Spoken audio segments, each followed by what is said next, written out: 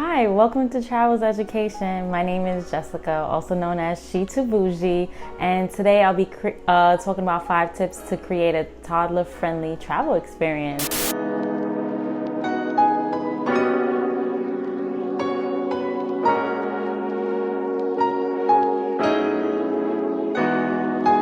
So the reason why we're talking about this today is because I want to give you guys some helpful tips on when you're traveling with your family on a long flight or maybe even a short flight. As long as you're getting on a plane, I know those things can be very tedious, and it's very important that we have different methods and approaches of creating a friendly experience. Tip number 1, schedule your flight around your toddler's sleep time. This is very important because when we're on long flights or if we're traveling to different countries, it gets really uncomfortable for them with a different time zone. So we want to make sure that they're spending most of their time sleeping on this flight and relaxing, and make sure that their energy is pretty much burned out by the time we get on the flight.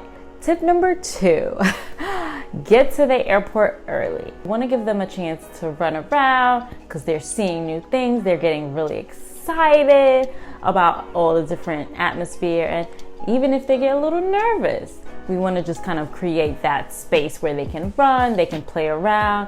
You can get, a little settled as well. If your airport have a playground, that's very important that you get there early, so you can definitely have them play in that. I know we went to London and they had an airport where they can play around, and so does Rome as well, So of course, keep your sanitizers on hand and your wipes, but we want to make sure they're doing things that are fun and comfortable and burning out their energy, and that is going to include getting there early.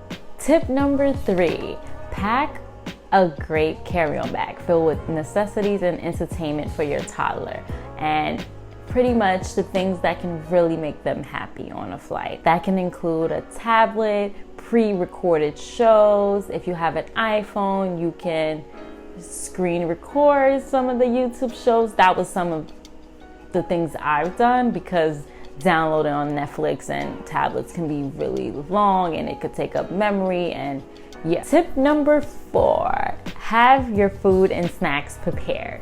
Yes, this is important because this can require some planning a week or 2 in advance. And what I mean by that is we're packing and buying extra snacks that we already know,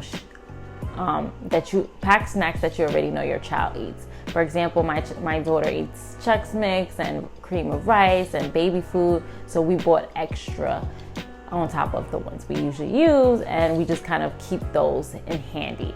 A lot of the times we don't want to depend on their airport food because they can be really expensive. They might not have exactly what my daughter likes. My daughter actually has allergies, so I have to be really mindful of what type of chips I buy her, what type of food I buy her. We always have to buy gluten-free snacks for her, so you want to be really prepared for that.